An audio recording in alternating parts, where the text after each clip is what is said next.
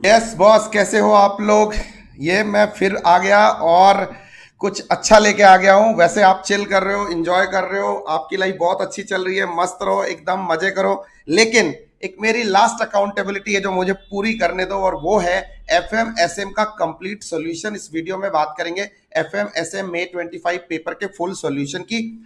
तो मैं डिस्कस करूंगा। सबसे पहले मैं एमसीक्यू जो 30 मार्क्स के हैं, दोनों 15-15 के, आपको एग्जैक्ट आंसर दूंगा। आंसर देते हुए एक राइडर लगा देता हूं, और इसको वीडियो के एंड में मैं बताऊंगा क्यों मैंने ये राइडर लगाया। कि आईसीआई के जो हमारे सजेस्टेड आएंगे ना, उनका थोड़ा वेट हम करेंगे, लेकिन फिर भी मैं अश्योर करूंगा 99.99% एक्यूरेसी वाला आंसर मैं आपको देने जा रहा हूं। 0.01 मैंने कंटिजेंसी के लिए सेव कर लिया है। आईसीआई कभी कभी हरकतें करता है, आपको भी पता है, और मैंने पास्ट में भी प्रूव किया है, आज भी उसका प्रूफ देके जाऊंगा। बट चलो स्टार्ट करते हैं दोनों का रिव्यू। रिव्यू मतलब सॉल्यूशन वाला रिव्यू, सिर्फ जेनरिक रिव्यू नहीं जो कल रात को किया था। ठीक है, मेरी classes back to back face to face रहती है, तो मैं बिना सॉल्यूशन के और बिना क्वेश्चन पेपर को अच्छे से देखे हुए कुछ भी फाइनल नहीं कहना चाहता, इसलिए आई एम हियर। चलो स्टार्ट करते हैं। सबसे पहले एफएम के साथ पहला वाला क्वेश्चन उठाओ। गुड न्यूज क्या है इसके अंदर मैं बताता हूं। जो 15 नंबर के पूरे क्वेश्चन थे ना, पूरे के पूरे मैंने मैच किए, आंसर किया, सबका आंसर लिख के तैयार किया। ये नहीं कि टैली किया और कैलसी पे नहीं किया, प्रॉपर लिख के मैंने आंसर तैयार किया। मेरे को ऐसा लगा कि ये 15 नंबर बहुत इजी थे। ये 15 में 15 बहुत सारे बच्चे स्कोर करने वाले हैं। आप मेरे आंसर को देखने के बाद प्लीज वीडियो के नीचे कमेंट करना कि आपको कितने आ रहे। किसी को 11 आ रहे, किसी को 12, 13, 14, 15, किसी का 8, किसी का 9, जैसा भी आ रहा हो ना, ऑनेस्टली नीचे लिखना। सेल्फ असेसमेंट में बिल्कुल बेईमानी नहीं करनी चाहिए, राइट। जो है अब तो है, अब हो चुका है। चलो बात करते हैं। पहला वाला क्वेश्चन जो रिप्लेसमेंट वाला था एग्जिस्टिंग ओल्ड मशीन्स का, इसका आंसर मैंने रेडी किया और मेरा आंसर है बी। बोले तो 18,541। इसमें ना डिस्काउंट करके जो अपना आंसर आ रहा है वो ये वाला आ रहा है, तो आप बी को सही मानेंगे, यही आईसीआई का आंसर होगा। सॉल्यूशन मैंने किया, सॉल्यूशन मैं इधर नहीं करूंगा क्योंकि बहुत टाइम वेस्ट होगा आपका। ठीक है, सो 2 मार्क्स जिसने बी किया उसके 2 पूरे हैं। क्यू लिमिटेड वाला क्वेश्चन ये सबसे इजी था, सारे बच्चों ने किया होगा, 1 मार्क्स का क्वेश्चन था। ये आपका 12% आएगा इसमें। C is the answer. And a company has net worth of 5 lakh वाला जो क्वेश्चन है, अच्छा मैं वो क्वेश्चन वाला क्वेश्चन क्यों बोल रहा हूं कई बच्चों को, ये 2 मार्क्स का अगेन वेरी इजी क्वेश्चन जिसमें आपको फाइनेंशियल लीवरेज बतानी थी, वो इसलिए बोल रहा हूं। अलग अलग सेट्स होंगे तुम्हारे पास, तो किसी का सीक्वेंस आगे पीछे होगा, किसी का किसी में हो सकता है कि सिनेरियो पहले होगा, किसी का सिनेरियो बाद में होगा, सीक्वेंस आगे पीछे जाएगा। तो अच्छा, इसमें ऑप्शन भी ऊपर नीचे होंगे, तो इसलिए मैं आपको आंसर भी बोल दे रहा हूं। इस वाले एक कंपनी है नेटवर्थ ऑफ 5 लाख वाले का आंसर होगा 1.33, राइट। फाइनेंशियल लीवरेज 1.33, इधर 12%, इधर 18,541.28 एंड 36,369.12। ठीक है, ये तीनों आंसर आप चेक कर लेना। अब ये आते हैं सिनेरियो के ऊपर। ऑफ कोर्स मैं इतना लंबा सिनेरियो नहीं पढ़ने वाला, राइट। मैंने इसको पूरा सॉल्व किया है, और सॉल्व करने के बाद मुझे पता चला, वो क्या पता चला, वो बहुत ही सरप्राइजिंग था। ये देखो, तुम्हें ना ये इंपॉर्टेंट क्वेश्चन की लिस्ट दी थी, इसमें जरा उठा लो पेज नंबर 125 पे, प्रॉब्लम नंबर 5। बस ये समझ लो इसकी कहानी बनाई हुई है। मे 2011 का क्वेश्चन है, कहानियों में थोड़ी इंप्रोवाइजेशन करिए, एंड डिट्टो यही क्वेश्चन उठ के लगभग लगभग यही क्वेश्चन आपके एग्जाम में आया है। सॉल्व करने के बाद मुझे लगा यार सॉल्व नहीं करना था, सीधा आंसर ही कैलसी पे निकालना था। इसके आंसर मैं आपको टिक कराता हूं। इसका जो पहला क्वेश्चन है, जो हमारे सेट में पहला क्वेश्चन है, what will be the total estimated finished goods inventory and total debtors on cash cost basis, cash cost basis। इसका आंसर होगा आपका 1,72,500, 3,31,500। C is the answer, is the, किसी में ए बी भी हो सकता है, तो आप डेटा से नंबर से टैली कर लेना। Total estimated current assets on cash cost basis again निकालने को बोला था, इसका मेरा आंसर डी है 7,10,250, और ये सारे आंसर सही जाएंगे क्योंकि ये सॉल्यूशन बेस्ड है, सॉल्व करके देखा है। हाँ, इससे नियर आंसर भी थे, वो तब जब आपकी अजम्पशन अलग होती है या आप कुछ मिस करते हो, तो वो ध्यान से ध्यान रखना है कि आपको आंसर टैली करना है।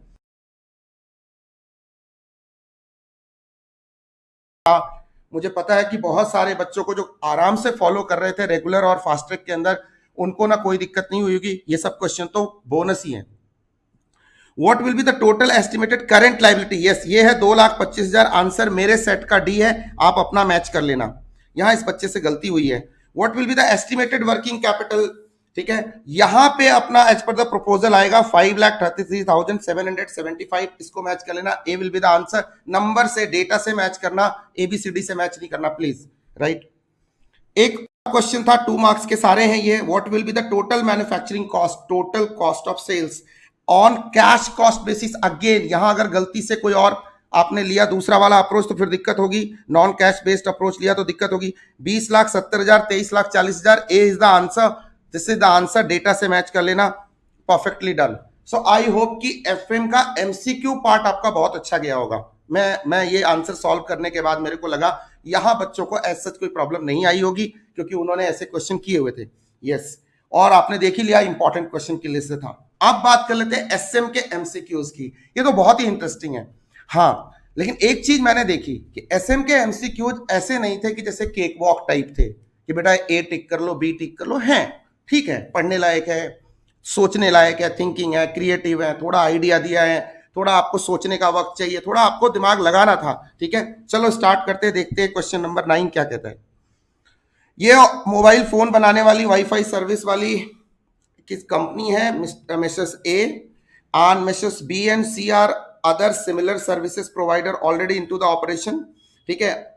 2-3 कॉम्पिटिटर हो गए तो कॉम्पिटिटिव लैंडस्केप तैयार करेंगे, ठीक है। मर्जर करते हैं, उसके बाद बी एंड सी के साथ मर्जर करते हैं, such merger is unexpected development in the industry. ये लाइन जरा अंडरलाइन करना, अनएक्सपेक्टेड डेवलपमेंट हो जब इंडस्ट्री के अंदर, अनएक्सपेक्टेड मर्जर एंड एक्विजिशन हो किसी इंडस्ट्री के अंदर, किधर को इंडिकेट कर रहा है। अभी और पढ़ते, A decided to cope up with such eventuality by intense review of the strategy. Review का मतलब ये इवेल्युएशन एंड कंट्रोल पे पहुंच गए हैं अपन, राइट। तो control in case of unexpected development in the form of merger and acquisition, क्या होगा सोच के देखो, ठीक है। यहां यही आंसर पूछा है, कौन सा कंट्रोल लगेगा, प्रेमाइस कंट्रोल अजम्पशंस पे होता है, इंप्लीमेंटेशन पे होता है, ठीक है। माइलस्टोन रिव्यू वो वाला तो है नहीं, सर्वेलेंस कंट्रोल है नहीं, रैंडम मॉनिटरिंग है नहीं, ब्राउजिंग है नहीं, तो कैसा है ये, special alert control. D is my answer, so I think this is done, D is my answer, ठीक है, डी इज माई आंसर, चलेगा। यस, आप इसको टैली कर लेना। आई होप 99% बच्चों ने ठीक किया होगा। ये वाला क्वेश्चन है multi product multi business enterprise, बाकी सारा स्टेटमेंट मैंने पढ़ा है। परफॉर्मेंस एंड प्रॉफिटेबिलिटी अपनी होगी, मतलब ये प्रॉफिट सेंटर है, कॉस्ट सेंटर है, प्रोडक्ट सेंटर है, प्रॉफिट सेंटर है, कॉस्ट सेंटर है, एसबीयू है साहब। आपको बहुत सारा डाउट क्रिएट हो सकता है, देखो इस बच्चे ने भी ठीक किया है, डिविजनल लग सकता है नहीं, मल्टी डिविजनल और एसबीयू में कंफ्यूजन हो सकती है, बट है नहीं, डिवीजन देख के भावनाओं में नहीं जाने का। लेकिन आईसीआई खुद ऐसी भावनाओं में बह गया था एक अटेम्प्ट के अंदर, 2-3 अटेम्प्ट पहले, मे बी इन 21 और 22, एक आंसर उसने दिया। मैं उस आंसर को, उस क्वेश्चन को दिखाऊंगा और प्रूव करूंगा आपके स्टडी मैट के पेज से कि क्यों वो आंसर गलत है। वो डिस्क्रिप्टिव था, 5 मार्क्स का था, उस पे सोचो, उसी पे बच्चों की मार्किंग हुई होगी। इट्स अ डिस्प्यूटेड एम्बिग्यूटी वाला क्वेश्चन था। लेकिन क्या करें, वैसे केस में आईसीआई को मैंने 1000 पेज का लिटरेचर लिखा, लेकिन वो मार्किंग स्कीम तो नहीं बदल सकते, और वो बच्चों को ग्रेस देके पास करना पड़ेगा, इसलिए वो साइलेंट है उसके ऊपर। तो ये वो डिस्प्यूटेड एरिया था, बट ये वाला क्वेश्चन एकदम क्लियर है, इधर कोई डिस्प्यूट नहीं है। तो you can go ahead with strategic business unit C, C is the answer. आपका सीक्वेंस जो भी हो आप टैली कर लेना। ई व्हीकल वाला एक क्वेश्चन आया है, ई व्हीकल। अच्छा, पता है कमाल की बात है कि ये पूरा ना टॉपिक, ये वाला जो क्वेश्चन है ना, इस सेम एग्जांपल आईसीआई मैट में दिया हुआ है। लिमिटेशन ऑफ स्ट्रेटेजिक मैनेजमेंट का टॉपिक निकाल लो, 1 मिनट, मैं आपको पेज नंबर भी बता देता हूं, 1 मिनट रुक जाओ। लिमिटेशन ऑफ स्ट्रेटेजिक मैनेजमेंट का पेज नंबर होगा, मैंने स्टडी मैट सामने खोल रखा है, मैं सब एक जगह नहीं कर सकता, नहीं तो फिर आपका टाइम बहुत वेस्ट होगा। इसमें आ जाओ पेज नंबर 1.11 के ऊपर, और इसमें जो एग्जांपल है, environment is highly dynamic, highly complex and turbulent. मैं क्वेश्चन नहीं पढ़ रहा हूं क्योंकि क्वेश्चन आपको पता है, ठीक है। सेम वही डिट्टो उठा के उसको एमसीक्यू बना दिया है, और A will be the answer, environment is highly complex and turbulent. और वैसे भी देख के इस क्वेश्चन को, अगर ये एग्जाम्पल ना भी होता तो इसमें चीजें क्या है भाई, कस्टमर के प्रेफरेंसेस की बात हो रही है, कस्टमर और डिफरेंट इन्वायरमेंटल फैक्टर्स की बात हो रही है, ठीक है। Time consumed in recharging, some of the customers are apprehensive, customer is apprehensive about this. तो कस्टमर का रिस्पॉन्स, कस्टमर इन्वायरमेंट है कस्टमर, ठीक है, वो उसका अनप्रेडिक्टेबल है वो, ठीक है। So this is the case, because time consuming, costly process, इन सब चीजों का है ही नहीं, ठीक है। It is difficult to estimate the competitive response, competitor की बात ही नहीं हो रही है, तो ये तीन तो इसमें से वैसे ही एलिमिनेट हो जाते हैं, राइट। ऊपर वाला केस पढ़ के तीन के एलिमिनेशन पे A is my answer, A is my answer, just lock it.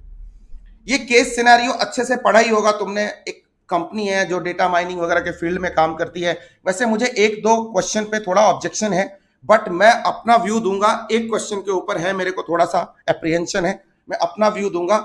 ये रोबोट मैन्युफैक्चर करने की बात करती है ये कंपनी। केस सब बच्चों ने पढ़ रखा है, मैं सीधा जा रहा हूं इसके सॉल्यूशन पे, मैं आपका समय बिल्कुल नहीं बर्बाद करूंगा, राइट। तो इसमें क्या ऐसा है, based on the above case scenario choose the correct option for MCQ. देखो पहला question, analysis of strategic group. देखो सीधी सी बात है, स्ट्रेटेजिक ग्रुप मतलब कंपटीशन की बात होती है, कंपटीशन को आइडेंटिफाई करने के लिए, सिमिलर पोजीशन को चेक करने के लिए, सिमिलर काइंड ऑफ राइवल्स को पता करने के लिए हम स्ट्रेटेजिक ग्रुप मैपिंग करते हैं। सिमिलर पोजीशन पे जो हमारे राइवल्स हैं, नियरेस्ट राइवल को आइडेंटिफाई करने के लिए हम, ठीक है, और रिलेटिव पोजीशन को कंप्यूट करने के लिए हम स्ट्रेटेजिक ग्रुप मैपिंग करते हैं। तो क्लास में आपको बहुत डिटेल में बताया हुआ है। Cost structure can be termed as, मतलब analysis of cost structure and strategic group.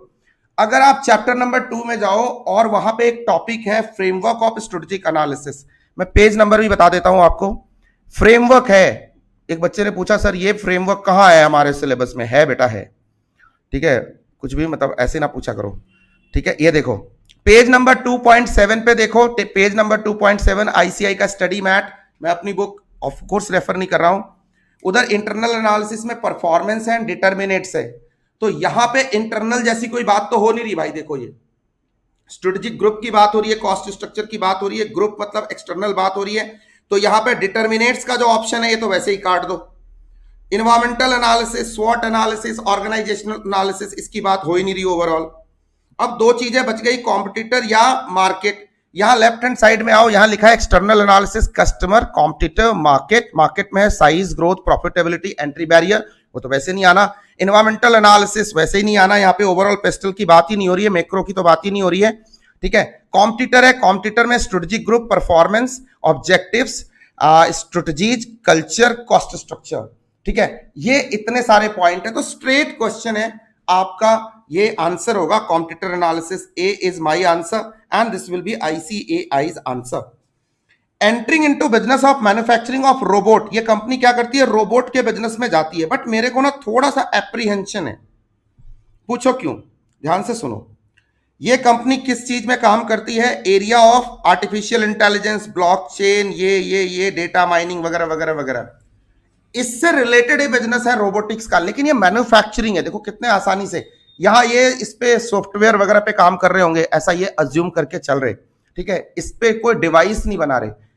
तो एक तो हुआ कि चलो कॉन्ग्लोमेरेट अपने को लगता है कि भाई एक नया बिजनेस, अनरिलेटेड बिजनेस, बट ये अनरिलेटेड डायरेक्ट लग नहीं रहा। लेकिन मॉड्यूल ने क्या किया है, सॉरी क्वेश्चन सेटर ने क्या किया है, एक लाइन लिखी है जिससे ना पूरी धारा मोड़ दी है। यहां क्या लिखता है, देखो यहां पे इस वाले पैराग्राफ में आ जाओ, क्वेश्चन आपका पढ़ा हुआ है।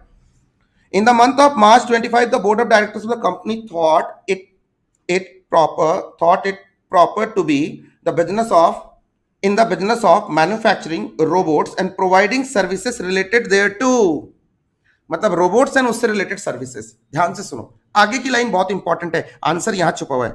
The company knows that there is no linkage between existing and proposed business, मतलब ये अनरिलेटेड हो गया, यहां पे खुद ही लिख देता है। With specific reference to product और मार्केट और टेक्नोलॉजी, पीटीएम करो। पीटीएम अगर कर रहा होता, अगर ये इंडिकेटिव होता तो ये होता कॉन्सेंट्रिक डाइवर्सिफिकेशन, बट यहां पहले ही कर दिया अनरिलेटेड, तो एक ही ऑप्शन बचा कॉन्ग्लोमेरेट का। Question was self explanatory, right, अच्छे से पढ़ना था। ये बच्चे ने भी सही लिखा है, सारे बच्चों ने सही किया होगा, कॉन्ग्लोमेरेट डाइवर्सिफिकेशन। इस सेट के अंदर सी है, आप में ABCD कुछ भी हो सकता है, मैच करो। नेक्स्ट, ये तो एकदम डायरेक्ट आप लिख सकते हो, elevating customer service to unprecedented level by providing better customer interface, online repair, free services and services on the site is known as augmented marketing. ये तो वैसे भी MCQ के लिए अपन तैयार करते हैं, तो A is the answer is the. while preparing a PI matrix, power interest, ठीक है, पावर इन्फ्लुएंस इंटरेस्ट मैट्रिक्स, ठीक है, स्टेक होल्डर किसका, मेंडलोज का। The position of x, mister x कौन है इस पूरे कहानी के अंदर, मतलब कहानी तो तुमने पढ़ रखी होगी। मिस्टर एक्स कौन है इस पूरे स्टोरी के अंदर, कहां है मिस्टर एक्स? हाँ, mister x is the CEO of the company. तो सीईओ कौन होगा मेंडलोज मैट्रिक्स के अंदर, बताओ। इसके लिए मुझे पेज बताने की जरूरत है क्या? ये सबको पता चल गया होगा। ये कीप सेटिस्फाइड है नहीं, इन्फॉर्म्ड है नहीं, लो प्रायोरिटी है नहीं। Board of directors, CEO, share holders, ये कौन होते हैं? की प्लेयर्स होते हैं, राइट। और कोऑर्डिनेट में हम मॉनिटरिंग करते हैं कि इसमें से किसी के जज्बात बदल ना जाए और वो कल को की प्लेयर बन ना जाए। So my answer is a. I think this is final and इस पे कोई ऑब्जेक्शन नहीं होगा। यहां तक जितने आंसर मैंने दिए हैं, जितने भी दिए हैं, टोटल सही है, टोटल के टोटल। मतलब आप इसी आंसर पे रिलाई करो, सब गए तो इसका मतलब आप मान के चलो आपके 28 नंबर परफेक्ट हो चुके। अब ये 2 नंबर वाला क्वेश्चन ध्यान से पढ़ना। ये क्वेश्चन पढ़ते हुए मेरे को अटपटा सा लगा, अजीब सा लगा, तो मैंने कहा चलो ये तो अच्छे से डिस्कस करूंगा। In order to position itself as the best service provider, in order to stating year on year growth indicates which one of the components of strategic intent. देखो क्वेश्चन को बहुत ध्यान से पढ़ना है। अब इसके लिए ना आप सिनेरियो में आओ, यहां पे थोड़ा आपका 2 मिनट वक्त लूंगा मैं, ध्यान से देखना। ये कंपनी क्या कहती है, ये वाले पैरा में आ जाओ। The aim of the company, the aim of the company is to position itself as the best service provider in the area of operations with best user experience to the customer। देखो यहां तक जो कुछ भी ये लिख रहा है ना, this is nothing but the vision, no doubt about this, because ये talking about its position, futuristic position, future की बात कर रहा है, vision की बात कर रहा है। अब ध्यान से सुनना। Concentrating on its resources and capability, the company wants to target 8% year-on-year growth in revenue and 9% year-on-year growth in net profit in the business plan। बहुत सारे बच्चों ने मुझसे सवाल किए इसमें, सर विजन होगा, मिशन होगा। कुछ ने लिखा मिशन, कुछ ने बच्चे ने बताया मिशन, किसी ने बताया विजन, किसी ने बोला गोल्स एंड ऑब्जेक्टिव। अलग अलग के अलग अलग ख्याल है। ध्यान से देखो, यहां से जज्बात बदल गए, लेकिन जज्बात क्वेश्चन में और ज्यादा बदल जाते हैं। क्वेश्चन देखो क्या कहता है, बहुत अच्छे से। यहां इंग्लिश अंग्रेजी दोनों पढ़नी है, ध्यान से पढ़नी है। मुझे ऐसा लगता है, बाकी मैं आईसीआई का वेट करूंगा। सिर्फ ये एक क्वेश्चन है जिसमें मैं बोलूंगा आप सजेस्टेड का वेट करना। कुछ तो जस्टिफिकेशन होगी कि आईसीआई क्यों ये मार्क्स दे रहा है, क्यों ये क्वेश्चन टिक कर रहा है। In order to position itself as the best service provider, ठीक है, vision. Stating year on year growth बताना, मतलब विजन एंड मिशन को अचीव करने के लिए हम ऑब्जेक्टिव सेट करते हैं। रुक जाओ, यहां पे कैच है। ये देखो, ये वाला लाइन देखो, goals and objective are the result to be achieved within a specific period of time. Business organisation translate their vision and mission into objective. वो जो पूरा का पूरा सेंटेंस था, और आगे का ये लाइन भी पढ़ो तो वही मिलता है। अगर आप अपने स्टडी मैट में जाना चाहते हो, स्टडी मैट, रुक जाओ, उसका भी पेज नंबर बताता हूं, 1.20 या 21 है शायद, राइट। रुक जाओ, यहां पे एकदम hold on guys, no you should not be in hurry, let's finalise. मैं तो बता सकता हूं एक लाइन में। यहां भी अगर तुम आते हो, objectives are close ended, page number 1.19, page number 1.20। Precise होगा, स्पेसिफिक होगा, स्पेसिफिक टर्म में होगा, मोर स्पेसिफिक होगा, और long term and short term nature का होगा।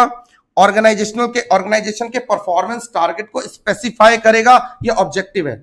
मैं फिर से क्वेश्चन पे आता हूं। तो ये दोनों लाइनें आपने देख ली, मेरे बुक की और आईसीआई मैट की।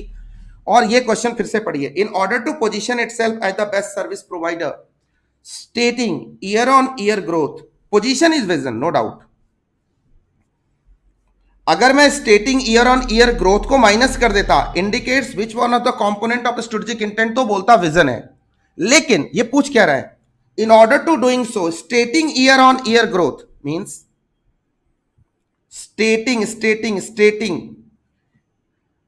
wants to target 8% year-on-year growth in revenue and profitability and growth।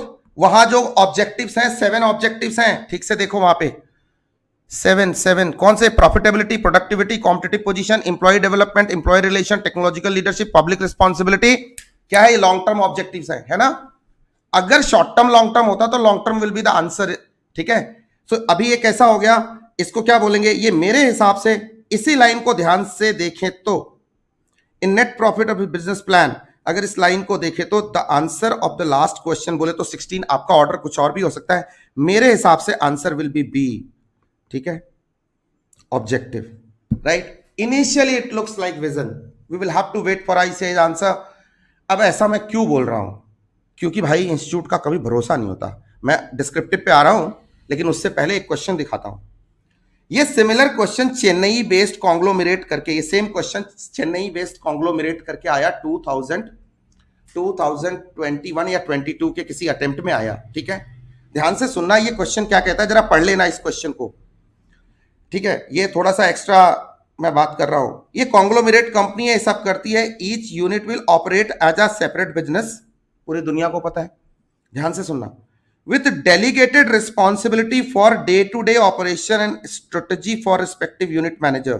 कहता है ये कौन सा ऑर्गेनाइजेशनल स्ट्रक्चर है, आईसीआई का आंसर है एसबीयू स्ट्रक्चर, मेरा आंसर है divisional multi divisional M form. मैंने यही आंसर दिया था जब क्वेश्चन पेपर आया था, आईसीआई ने बोला है सजेस्टेड में एसबीयू, मैं कहता हूं यहां पे आईसीएआई रॉन्ग है, ये रहा आंसर आईसीआई का। रॉन्ग क्यों है, ये आईसीआई का मटेरियल खुद बोलता है। क्या बोलता है, ध्यान से सुनना। अगर इस क्वेश्चन में सिर्फ यहां लिखा होता डेलीगेटेड रिस्पॉन्सिबिलिटी तो ये मल्टी डिविजनल है। अगर यहां लिखा है डेलीगेटेड अथॉरिटी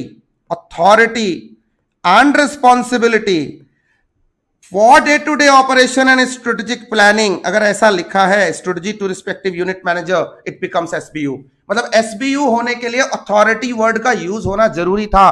क्या मतलब है, yes yes yes, there are two approaches of strategic planning, one is called top bottom, another is called bottom up. Bottom up में कॉर्पोरेट अपने एसबीयू को, अपने डिवीजन को, अपने बिजनेस को ऑटोनॉमी देता है। जैसे ही आप सिर्फ रिस्पॉन्सिबिलिटी की बात करते हो, अथॉरिटी की बात नहीं करते, तो ऑटोनॉमी नहीं दे रहे हो, आप डेलीगेशन कंप्लीट नहीं कर रहे हो, आप सेमी ऑटोनॉमस डिवीजन बना रहे हो, वहां पे ये मल्टी डिविजनल या एमफॉर्म स्ट्रक्चर हो जाता है। बस एक वर्ड का खेल है, और ये मैट में लिखा हुआ है, दोनों में अलग अलग लिखा हुआ है, मैट नहीं खोलूंगा अभी, आप खुद जाकर चेक कर लेना। ये वाली लाइन जहां authority and responsibility and only responsibility, इससे वो दोनों को हम डिफरेंशिएट करते हैं, और भी पॉइंट्स हैं। तो ये वाला आंसर होना चाहिए था मल्टी डिविजनल, आंसर आया क्या, आईसीआई का एसबीयू। और भाई ऐसी चीजों से डर लगता है, ठीक है, इसलिए मैंने इतना आपको एक्सप्लेन किया। ये क्वेश्चन को छोड़ के सारे क्वेश्चन आपके कंफर्म है, और ये क्वेश्चन भी मेरी तरफ से ऑब्जेक्टिव है। आई होप कि आईसीआई सजेस्टेड में ऑब्जेक्टिव ही डालेगा, नो डिस्प्यूट। सो एमसीक्यू सारे सॉल्व हो गए। अब बात कर लेते हैं डिस्क्रिप्टिव की। पहले एसएम के कर लेते हैं, ठीक है, यस। एसएम का आ जाओ, पार्ट सेक्शन बी पे आ जाओ। ये वाली कंपनी है, ध्यान से देखो, इसमें एक क्वेश्चन पूछा है, बाकी स्टोरी तो आपको पता है, आपने रीड कर रखी है। इट लुक्स लाइक कि विजन की बात हो रही है, लेकिन यहां आते हैं। Identify and explain one of the core component of strategic intent which will help indicate towards above stated intentions. Why such component is important for any organization? Also state the essentials of, essential word कहाँ use किया है, essentials of strategic vision, है ना, topic ही है अपना essentials of strategic vision। आप चले जाना, चैप्टर 1 को अच्छे से पूछा है इस बार, ठीक है।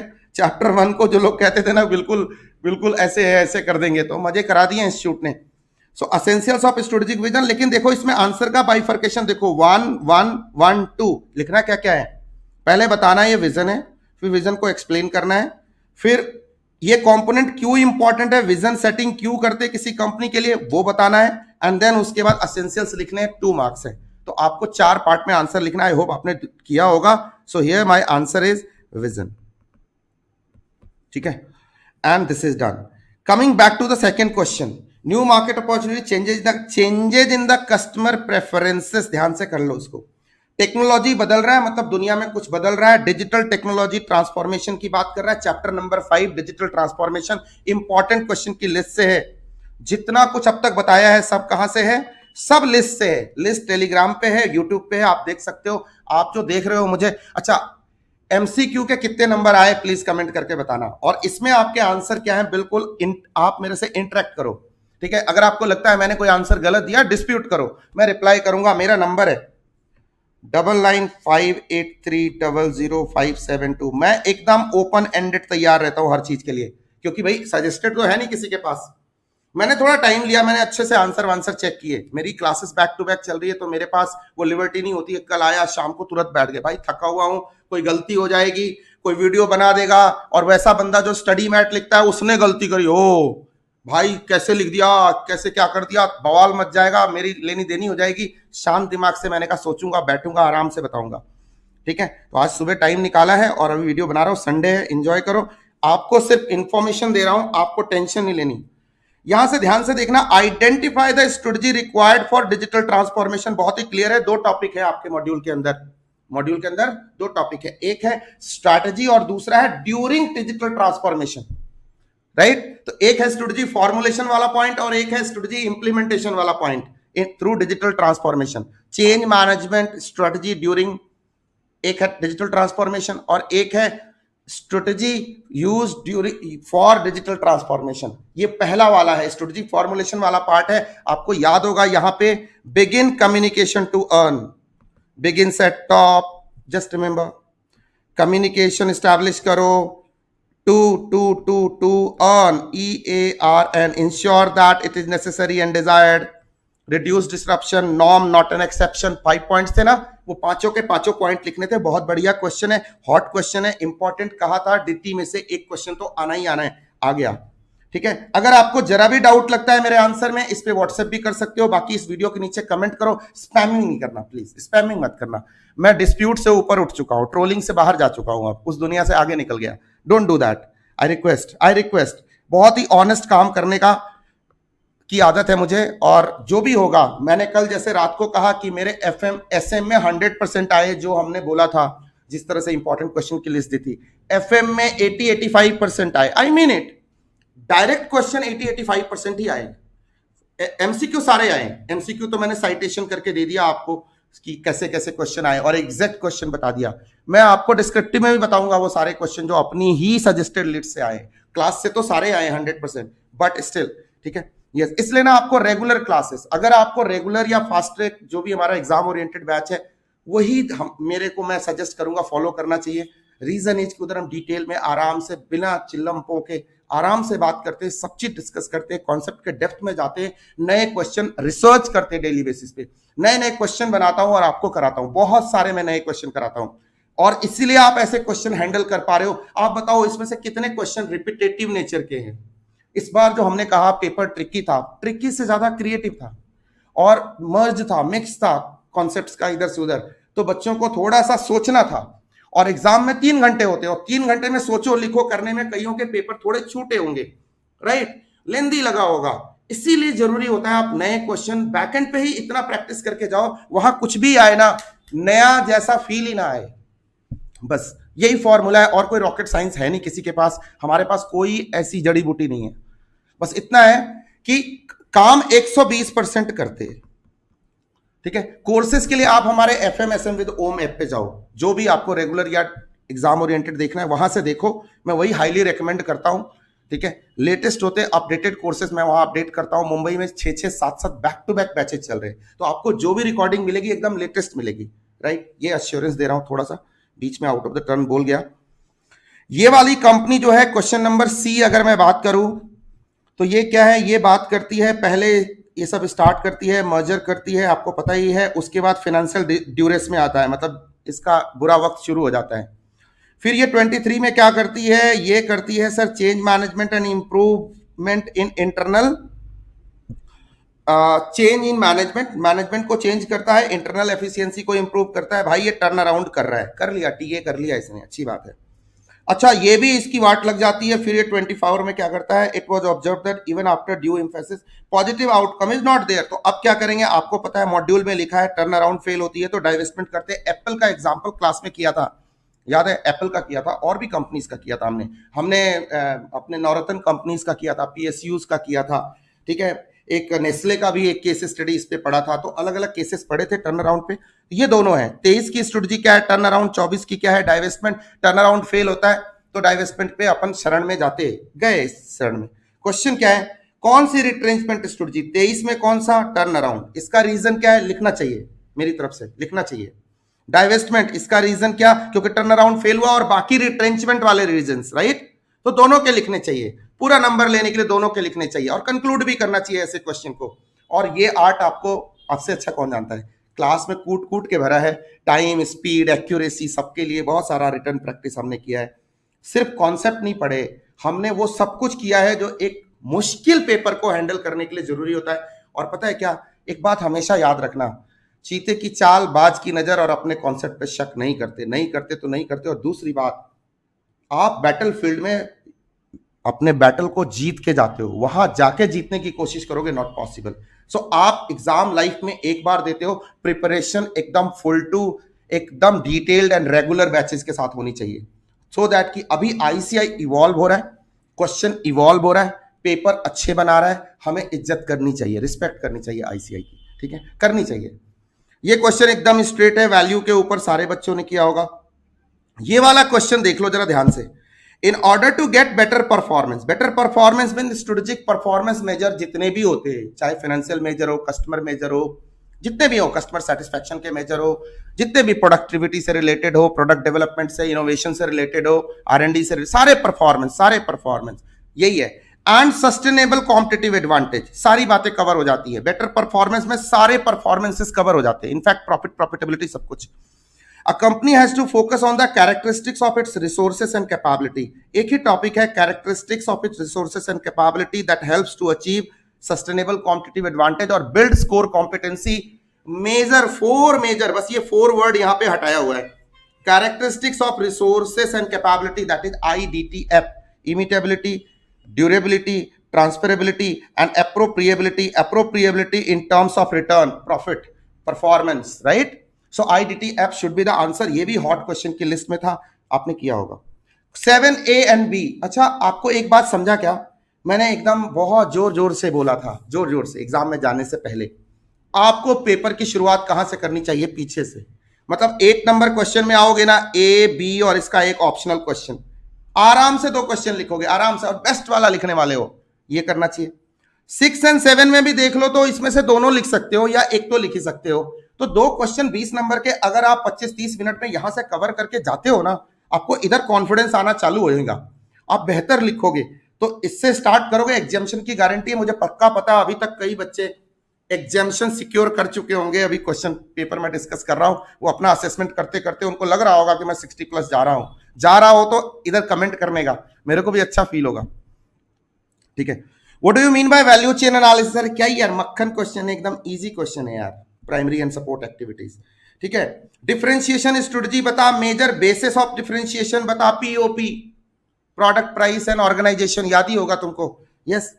And also outline the strategy to achieve, वही ब्रांड, वही value creation, perceived value create करना, ठीक है, और बाकी प्रोडक्ट की परफॉर्मेंस, कस्टमर की एक्सपेक्टेशन को मैच करना। 5-6 पॉइंट्स हैं अपन ने किए। पुट क्वालिटी इन ब्रांड, याद है फॉर्मूला था, put quality in brand, put quality in brand, वही वाला, इजी है, बहुत इजी, स्ट्रेट, कोई दिमाग ही नहीं लगाया, आईसीआई ने एकदम सीधा मक्खन लगा दिया तुमको, ठीक है। What do you mean by KSF, rules of the success, एकदम सही है, एकदम इजी क्वेश्चन है। Of the industry, KSF industry के होते हैं, और उसमें 3 पॉइंटर्स थे, उसी से एक क्वेश्चन निकाला, सस्टेनेबिलिटी पे वो खत्म होता है, वो तीनों पॉइंट आपको अच्छे से लिखने हैं। Explain in brief the expansion strategy, corporate strategy, also the characteristics of expansion strategy। याद है एक चीज पढ़ाता था, FRIDGER, frequency, resources, investment, definition और redefinition, growth, क्या बोलते हैं इसको, efficiency and R for risk।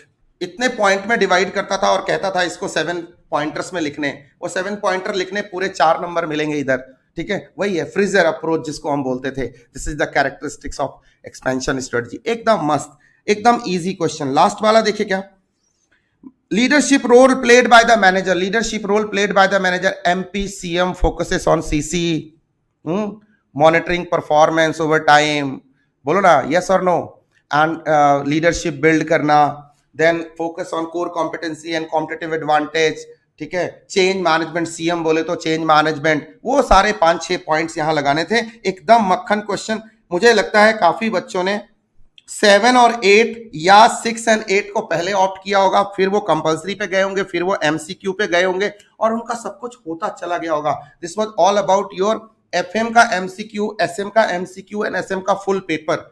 अब एक और चीज, ये है आपका पेपर का एनालिसिस, मेरी तरफ से ये है answer. I hope you are satisfied with answer. Comment करके बताना क्या आप सब आंसर से अग्री करते हो, क्या आपके एमसीक्यू के मार्क्स कितने आ रहे हैं, क्या डिटेल्ड स्टडी करने का फायदा होता है या नहीं होता है। बाकी इंपॉर्टेंट क्वेश्चन की लिस्ट क्या आपको टैली कर गई? बाकी चिल करो, एंजॉय करो। एक पार्ट और करूंगा, अभी उस पर मैं काम कर रहा हूं। ऑलरेडी मैं उसके 2-3 क्वेश्चन सॉल्व कर चुका हूं। मेरे को आज सुबह से ही थोड़ा टाइम मिला है, तो जब जब मैं अपने आज क्वेरी वगैरह से जब जब निपट रहा हूं, क्वेश्चन सॉल्व कर रहा हूं, राइट। ऐसा नहीं है कि मैं कह दूंगा ये क्वेश्चन ये क्वेश्चन ये क्वेश्चन। सारा एफएम का जो 35 मार्क्स का पार्ट है सॉल्व कर रहा हूं। रात तक या कल सुबह तक उसका डिटेल्ड आंसर भी आपसे शेयर करूंगा। ये वाली शीट जो मैंने मार्क करी है दोनों की, शेयर कर रहा हूं अपने टेलीग्राम के ऊपर। I think you are happy. Wish you all the best. I am sure आप 60 प्लस बहुत सारे स्टफ पेपर में भी जाने वाले हो। आई एम श्योर अबाउट दिस। अभी तक तुमको कॉन्फिडेंस आ गया होगा। जितने लोगों को कॉन्फिडेंस है प्लीज कमेंट करना। हंसते रहो, मुस्कुराते रहो, जिंदगी जीते रहो, अपना अपनों का अपने दिल का बहुत सारा ख्याल रखो। और चलते चलते एक छोटी सी एडवाइस, भाई हल्की हल्की बातें ना किया करो, भारी भारी बातें करने का। भारी मतलब डिफिकल्ट नहीं, भारी मतलब गंभीर बातें, मतलब थोड़ा सा पेशेंस के साथ चीजों को जरा अच्छे से करके हल्की बातें करने का टाइम चला गया। क्योंकि आईसीआई हल्की हल्की बातें नहीं करता, आईसीआई थोड़ा सा सीरियस हो गया है। रीजन इज कि उसको 8 पेपर पहले था, 6 पेपर हो गए, 6 में 8 का माल पूछना है, तो वो थोड़ी क्रिएटिविटी और एआई का जमाना है, तो अपने एआई टूल्स को यूज करके थोड़े से क्वेश्चंस को जनरेट करने की कोशिश कर रहा है। और उसके पास एक्सपर्ट भी है, अच्छे अच्छे एक्सपर्ट है, ठीक है। अगर हम जैसे लोग उनके लिए आईसीआई का मैट लिखते हैं तो आपको क्या लगता है एक्सपर्ट नहीं है? तो मेरे जैसे क्या और लोग नहीं होंगे जो उनके लिए काम करते होंगे? और भी सीनियर्स होंगे, इंडस्ट्री के लोग होंगे, मेरे से भी सीनियर होंगे, सब काम करते हैं। तो आईसीआई की इज्जत करने का, हल्के में लेने का, आईसीआई को रिस्पेक्ट करने का, छोटी मोटी चीजें चलती रहती है, कभी आंसर, कभी सजेस्टेड, कभी ह्यूमन एरर होते हैं आईसीआई से भी। तो उसके लिए चिल्लम नहीं, आईसीआई से बात करने का और अपने को मस्त इंजॉय करने का। एक छोटा सा डिस्क्लेमर दे रहा हूं, ये सारे आंसर मेरी वजह से 99.99% मेरी तरफ से ठीक है।